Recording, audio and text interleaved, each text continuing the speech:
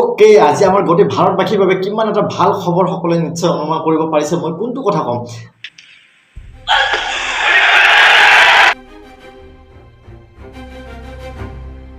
যদি হোৱাটছআপৰ ষ্টেটাছ চাই, যদি ফেচবুক চাই, যদি টিভি চাই, যদি ৰেডিঅ'ৰ বাতৰি শুনি এটাই নাম, আৰু সেইটো নাম কি?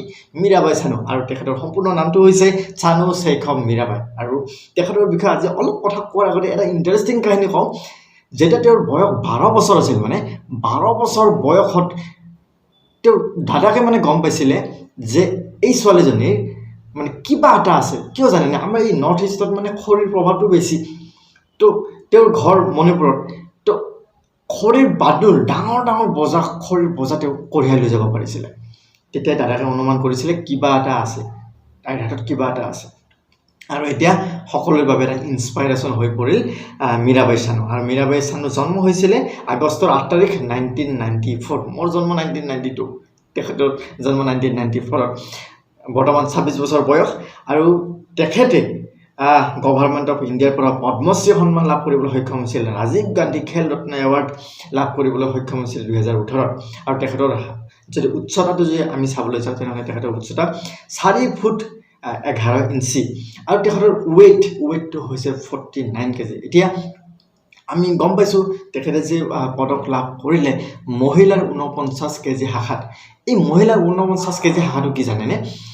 যে যিগৰাকী ৱেইট লিফ্টাৰ, ভাৰ উত্তোলক বুলি কয়, সেই ৱেইট লিফ্টাৰজনৰ ৱেইটটো মানে ওজনটো 49 কেজিতকৈ বেছি হ'ব নোৱাৰে। 49 কেজিতকৈ 1-2 কেজি তল হ'ব পাৰে, কিন্তু 49 কেজিতকৈ বেছি হ'ব নোৱাৰে। আৰু কিমান কষ্ট চাওকচোন, 3-4 বছৰৰ পৰা প্ৰেক্টিচ চলি থাকে আৰু ৱেইটটো কণ্ট্ৰল কৰি ৰাখিব লাগে। কিমান গতিকে আৰু জানিলে ভাল পাব যে তেখেতে আমাৰ গুৱাহাটীতে কৰ্মৰত, ৰেলৱেত কৰ্মৰত তেখেতে। আৰু তেখেতৰ মনত দৃঢ় এটা বিশ্বাস আছিলে যে অলিম্পিকত পদক লাভ কৰিবই, আৰু সেয়ে হ'ল।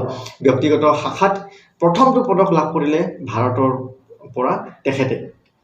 আৰু তেখেতৰ যদি কিছু হিষ্ট্ৰী যদি আমি চাবলৈ যাওঁ, 2016 চনত ৰিঅ' অলিম্পিকত, 2016 চনত যে ৰিঅ' অলিম্পিক হৈছিলে তাতেতো হাৰিছিলে। হাৰ মানি উঠি তেওঁ 2017 চনত ৱৰ্ল্ড চেম্পিয়নশ্বিপত গ'ল্ড মেডেল পালে। 2018 চনত কমনৱেলথ গেমছত গ'ল্ড পালে। আৰু 2021 চনত এছিয়ান ৱেইট লিফটিং চেম্পিয়নশ্বিপত তেওঁ ৱৰ্ল্ড ৰেকৰ্ড এটা বনাই দিলে 119 কেজি ক্লিয়াৰ এণ্ড জাৰ্ক কেটেগৰীত। আৰু যদি আমি চাবলৈ যাওঁ ৱেইট লিফটিঙত ভাৰতৰ দ্বিতীয় অলিম্পিক মেডেল আহিলে। আৰু 2000 চনত ছিডনী যি অলিম্পিক হৈছিলে, ছিডনী অলিম্পিকত কাৰনাম মালেশ্বৰীয়ে ব্ৰঞ্জৰ মেডেল লাভ কৰিছিলে। আৰু এইবাৰ আমাৰ চানুজীয়ে চিলভাৰ মেডেল পাবলৈ সক্ষম হৈছে।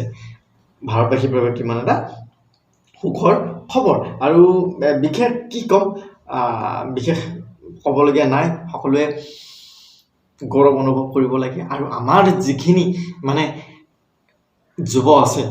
যুৱচাম আছে সকলোৱে উঠি পৰি লাগিব লাগে, প্ৰেক্টিচ কৰিব লাগে।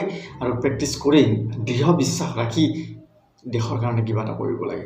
আৰু আগন্তুক দিনত আমাৰ ভাৰতৰ যিমান কেইগৰাকী, লগতে আমাৰ অসমৰ লাভলীনা আছে, সকলোৱে যাতে ভাল প্ৰদৰ্শন কৰিব পাৰে তাৰ বাবে আমি সকলোকে উৎসাহ যোগাব লাগে। আৰু আমিও আমাৰ যিখিনি যুৱচাম আছে সকলোৱে প্ৰেক্টিচ কৰিব লাগে। কিবা নহয় কিবা এটা ছাকচেছ আনিব লাগিব। নিশ্চয় ভিডিঅ'টো ভাল পালে, যদি ভাল পাইছে তেনেহ'লে শ্বেয়াৰ কৰি দিবলৈ নাপাহৰিব।